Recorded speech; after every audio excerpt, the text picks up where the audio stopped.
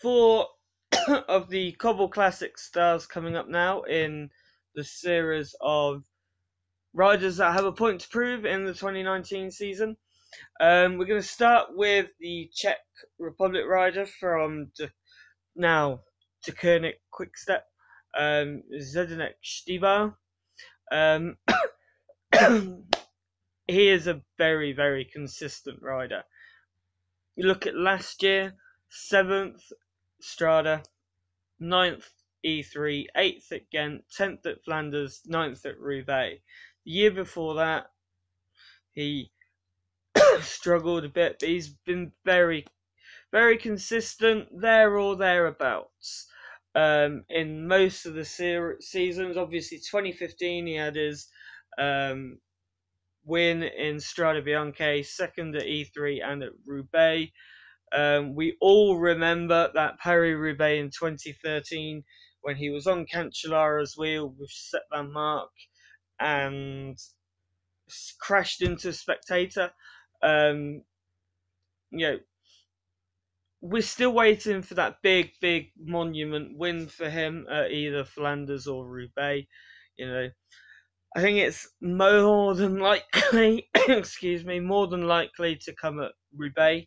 You look at his record, 6th, 2013, 14, he was 5th, 2nd in 15, a surprising 110th in 2016, but then that was the year there were crashes left, right and centre. Sagan bunny hops over a crashed Terpstra and Cancellara.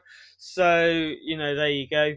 2017, he was back with a bang with 2nd place and 9th last year.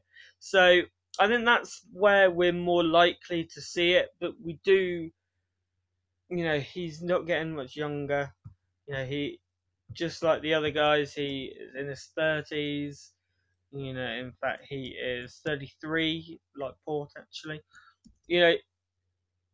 He's not been a cyclocross consistent rider for a while now. He's dedicated on the road, and we need to see that monument win. As I said, I think it will probably come at Roubaix if it does come. But yeah, I think that'll be the one. Next, we will have 2015 Tour of Flanders winner, Alexander Kristoff. 2014 he won, starting actually 2013 he finished 8th at San Remo, 4th at Flanders and 9th at Roubaix. 2014 he won his first monument in San Remo, 5th at Flanders, didn't finish Roubaix. 2015, 2nd at San Remo, won Flanders, 10th at Roubaix. So he's the opposite of Stybar in the sense that Flanders has been his better race. Even though, given both their build, you'd have thought Stybar would prefer Flanders, Kristoff, Roubaix. But he has been incredibly consistent until last year's Tour of Flanders and Paris-Roubaix, where he finished 16th and 57th.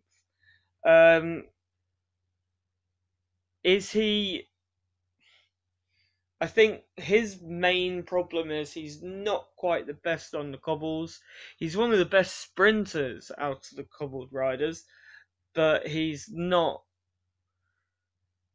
one of the best over them. You wouldn't see him riding off the front on the Carrefour de l'Arbre or riding off anyone's wheel on the Eau de Clermont.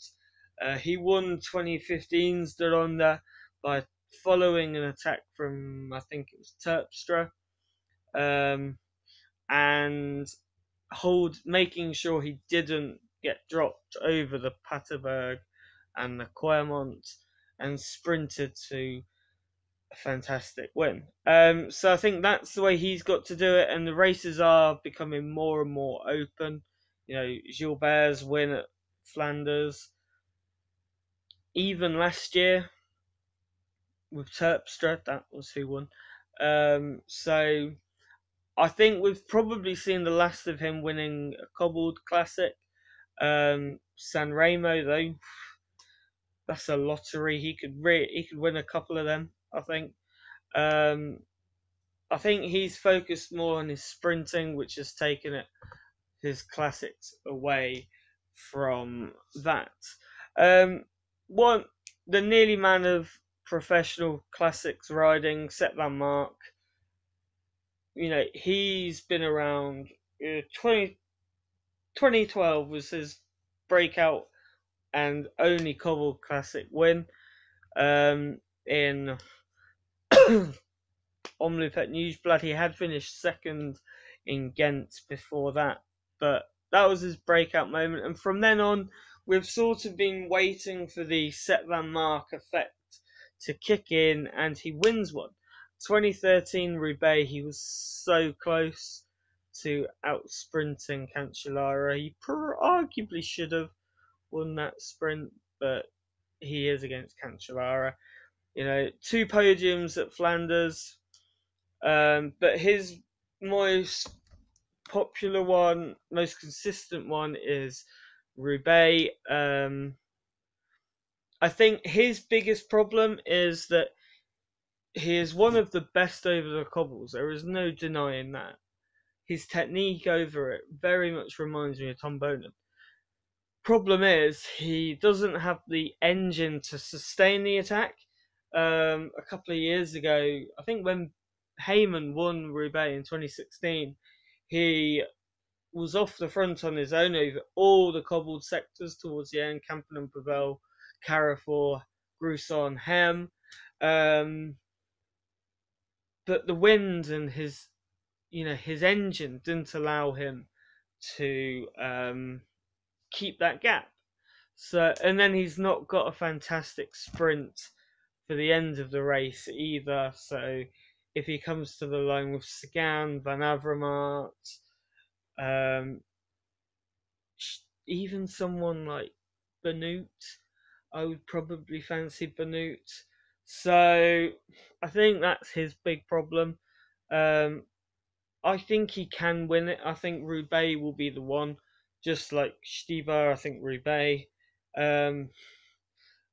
Whether it will happen, I hope so, because I love the way Sepp Vanmarcke rides the bike. I love the cobbles anyway, and watching him ride over them is fantastic. So the last one, it's amazing to think that this guy has a point to prove, but that's more for his stage race antic at the Tour and his off the bike way of handling himself. But Gianni Moscon, you'd probably have guessed it. Burst onto the scene 2017 with 5th at Roubaix, and then 3rd at Il Lombardia, and a solid Vuelta a España as well. But in 2018, we expected him to come out of the traps flying, and he never really had it. Sanremo, obviously, it could suit him. Sanremo, he's got a good sprint, he can climb.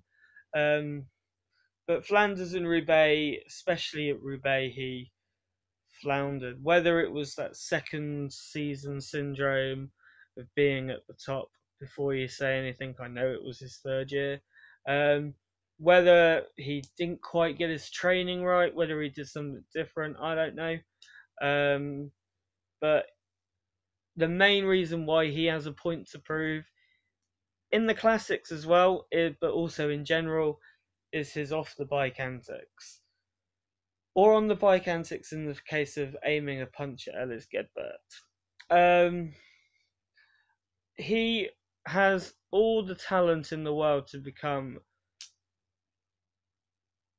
arguably on par, if not better, with Boonen, Cancellara in the cobbles, or if he chooses stage racing, potentially to win a couple of Grand Tours.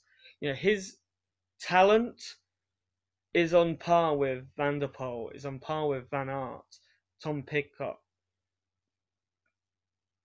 But their heads are screwed on, whereas Moscon needs to flip that switch. He needs to realise that it's not just talent that's going to get him the wins, it's hard work as well.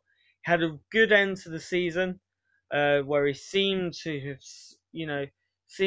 realised that, maybe he has to work on it a bit. And I hope for his sake and Sky's sake that this season is a quiet season in terms of that. But also, I hope he picks up results. Whether he wins one this season, whether I don't think he is ready to win a monument. Something like E3, I think he could win. That sort of, build up to the cobbles, get that confidence. I think if he's going to go for it in monuments, I think top 5, top 10, somewhere there or thereabouts, just to show that level of consistency. Yeah,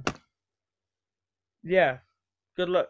Good luck to all of them, obviously, and I love the cobbles. I'm gonna be there in March for Omloop KBK and Flanders through to Roubaix. So let's see what happens. That's it for episode 3. I will hit you back with a couple more GC riders. I just wanted to mix it up a bit. So yeah, we'll see you then.